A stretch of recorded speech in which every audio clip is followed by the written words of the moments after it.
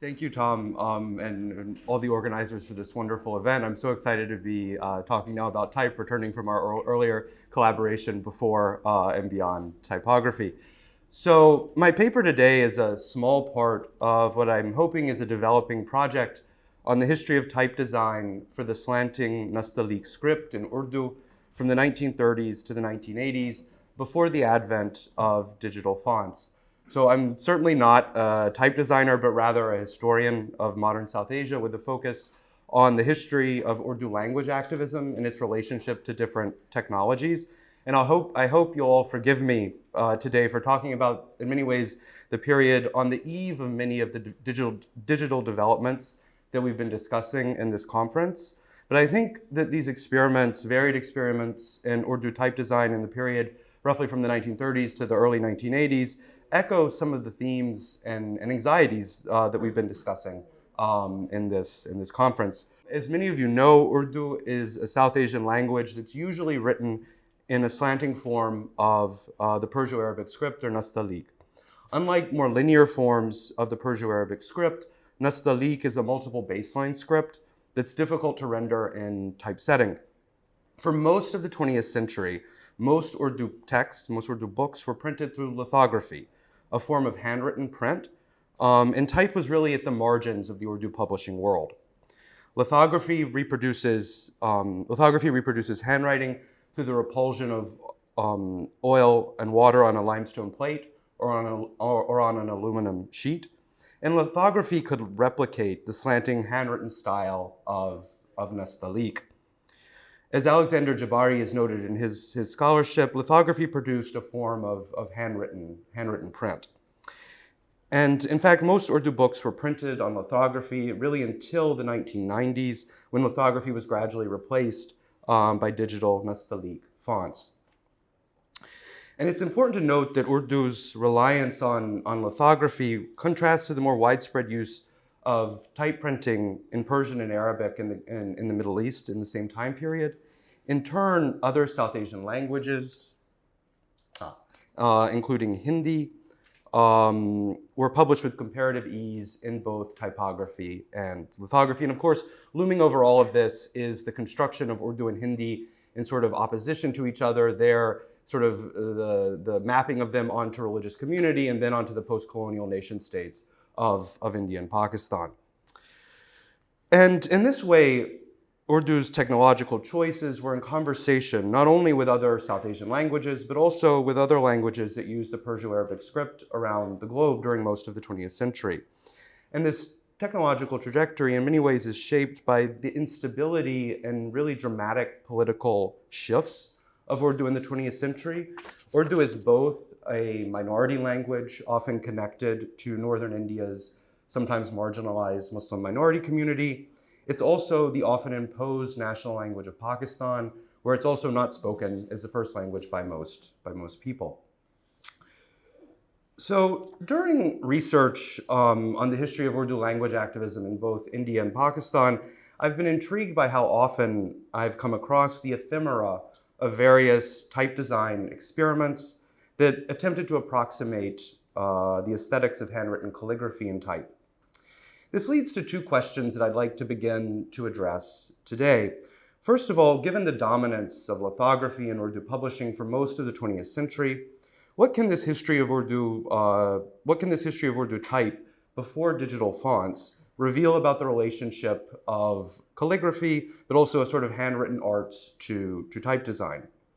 Second of all, how do these type experiments from the 30s to the 80s, precisely because they're often remembered as technological failures, how do they highlight the contingency or the ways in which both colonial rule, British colonial rule, and later nationalism shaped the Urdu language and its distinctive relationship to the Nastaliq script? And here I'm building on Arsha's wonderful comment yesterday, or sort of question of whose technological imagination do we live in? And I'd like to tentatively propose that during a period that crosses the end of British colonial rule in India and then the post-colonial independence, experiments with type technologies became the grounds for anticipating different political futures for some Urdu-speaking Muslims. And today, I'll briefly focus on two of these type experiments. I'll briefly focus on two of these type experiments for Urdu to approximate handwriting, calligraphic handwriting, that were intensely engaged but not completely successful. First of all, movable type printing in the Hyderabad state in the 1930s, and then a proposal for an Urdu electronic typewriter in Pakistan from the 1980s. Yesterday, we briefly discussed the importance of the rich ecology of type design for digitally disadvantaged languages in the present moment, and I hope this is part of a sort of a longer history of that rich ecology. So in 1933, the Osmania Type Foundry in Hyderabad published a catalog of its newly invented fonts of typeface to adjust the slanting lines and diagonal tilt of the Urdu language's Nastaliq script for movable type printing or metal typeset printing. In its own words, the Osmania Type Foundry celebrated the invention and casting of the lead letters of Nastaliq is one of the signature accomplishments of the Hyderabad state. And you can see a map of this Hyderabad state here, which was the largest semi-independent princely state within the British Empire in India and was ruled by a Muslim dynasty until 1948. So echoing the Indian nationalist movement, one Urdu printer in Hyderabad, Mirza Rafiq Beg, argued that the invention of Nastaliq movable type would enable the azadi, or independence, of the Urdu language from, quote, the misfortune of the method of lithography. So in 1933, the Osmania Type Foundry published its catalog of, quote, the varied beautiful faces of design type for Nastaliq.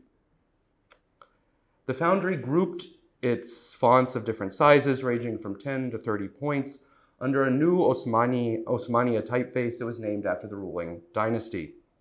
Each of these fonts was made up of sorts, with each sort containing one Urdu letter, or usually a combination of Urdu letters. Unfortunately, there's very little information on the printers and artisans who worked in this foundry, despite some claims that it was widely used in India at this time and even shared with the Shah of Iran. I think the foundry seems to have only enjoyed a very short life as a boutique press. So the catalog includes the entries in three different styles of the Perso-Arabic script. However, the Osmania Type Foundry focused on producing Nastaliq type, even when other script styles of Urdu would have been technically easier because they're more linear. It's important to note that in the 1930s, there was already an alternative to Nastaliq lithography, and that was, of course, Urdu in the Nusk, typing Urdu in the Nusk style of the Perso-Arabic script, which you can see here. And it was easier to produce in type because it could be more easily reproduced on a linear line. And a small component of Urdu books were certainly published in Nusk type, but lithography was really used for the bulk of Urdu publishing. And this close association between Urdu print and Nastaliq really stands in contrast, relative contrast to Persian and Arabic printing in the Middle East, where Nusk and movable type were certainly more widely used. So it's important to emphasize that for many, if not most, Urdu printers and readers in this time period, they were content with lithography. However, for some Urdu language activists, they saw lithography as an antiquated technology, even though, of course, lithography is an industrial technology of later European origin than type. And this conflation of type with modernity was certainly influenced by British colonial policies.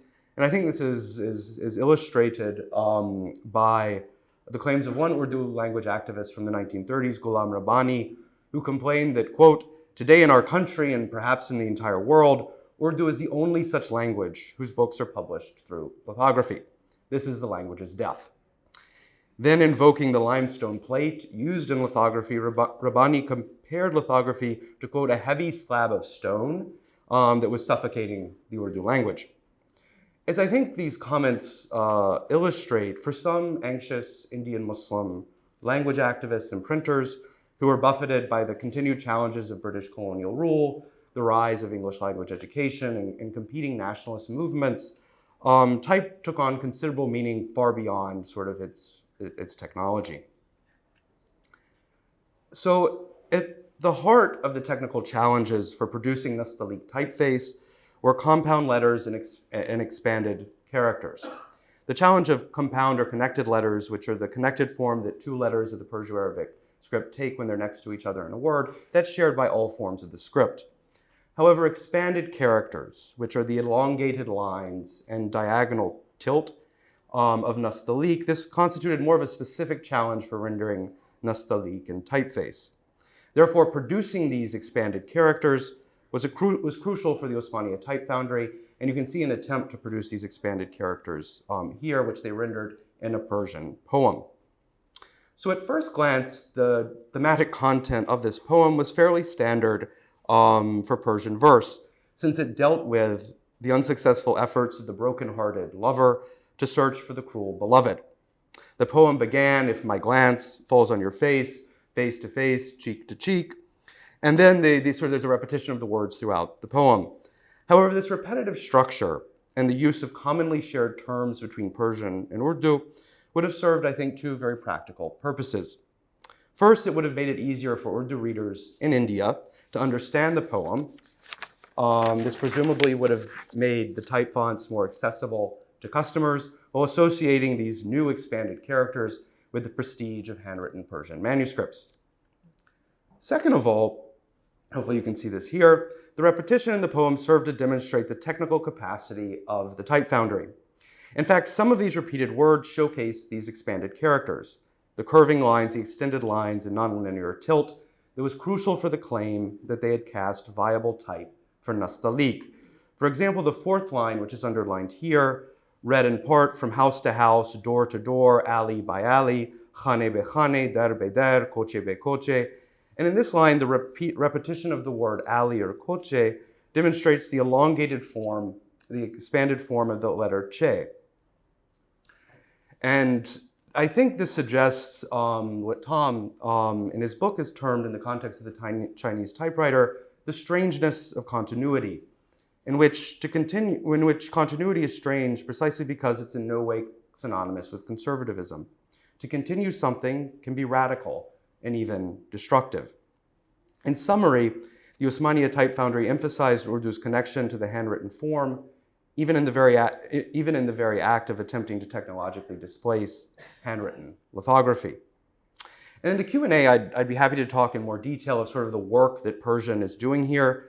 But very briefly, in summary, I think these Urdu printers and language activists in Hyderabad strategically deployed Persian to almost literally wrap their lead letters in the terms and metaphors of Persian verse. For example, at the bottom of a longer entry, which I've shown here, they compared their type letters to the golden and bejeweled noble robes that are offered to the lovers of the lead letters of nastaliq, which is sort of deploying certain sort of forms of Persian poetry to promote these lead letters.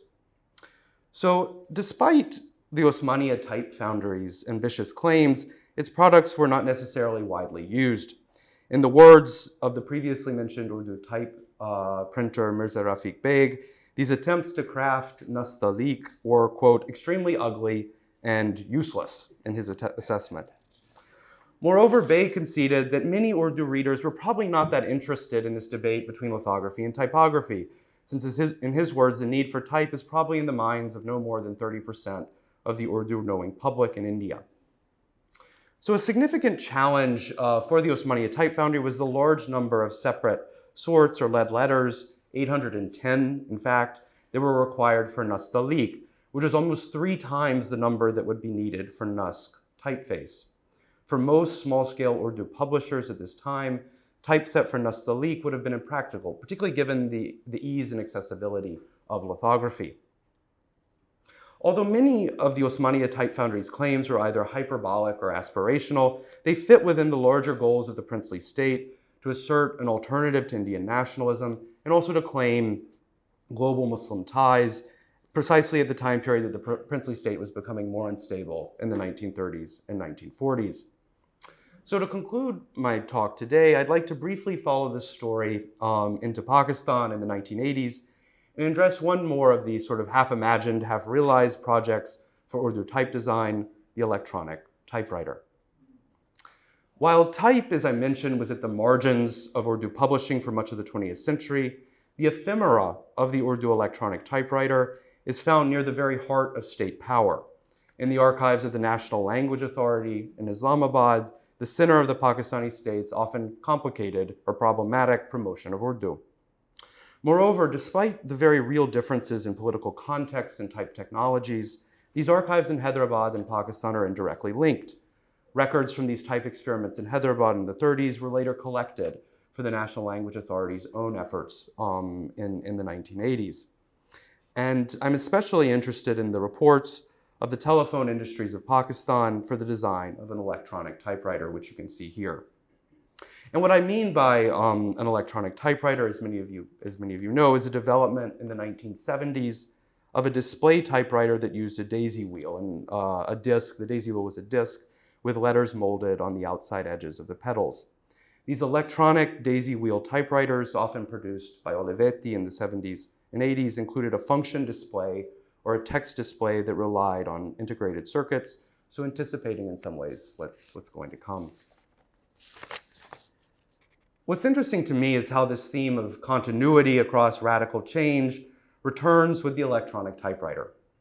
At the beginning of one report submitted to the National Language Authority in 1981, Colonel Jamil Kalyal argued that one of the most precious attributes of the Urdu script is its great beauty, and the script is recognized as a form of art.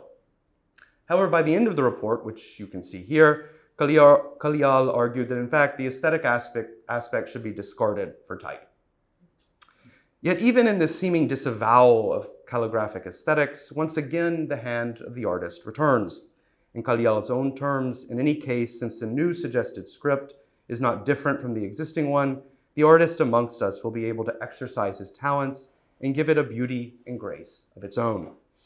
Once again, even as radical changes were proposed for the Urdu script, there was an insistence that in fact not much had changed. I'd like to conclude with a report by Azhar Mumtaz for the telephone industries of Pakistan, which you can see here, and that was titled Preliminary Works on Urdu Nastaliq for an Electronic Typewriter. Mumtaz proposed a typewriter and its electronic version to be constructed to have the Urdu script in a Nastaliq style. Much like with the expanded characters of the Osmania Type Foundry in the 1930s, how to connect letters in an aesthetically pleasing fashion was a central concern for this proposal for an electronic typewriter. Since the form of an Urdu letter takes is based on the letters next to it in a line, Mumtaz argued that two pauses shall have to be programmed into the electronic typewriter before the printout appears, with a visual indicator of the letters appearing on the function display. And this is a design, or the proposed design for the daisy wheel of this proposal by the telephone industries of Pakistan, which included 100 different pedals in the design proposal. In Mumtaz's own words, the thickness of letters proposed for the daisy wheel is based on the principles of pure Nastaliq. And you can see it a little more up close here. He went on to argue that this design was aimed to produce, in his own words, a pretty looking artistic style of writing. So, in conclusion, ultimately, much like the Osmania Type Foundry, the Urdu electronic typewriter was never fully realized.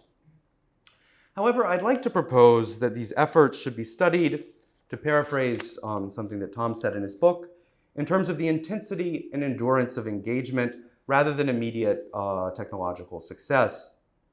More broadly, I'd like to propose the importance of recovering the often marginalized histories of Urdu type design, since it draws our attention to the active processes of experimentation and contestation in the making of what is often taken for granted as Urdu's most defining feature, its calligraphic or Nastaliq script.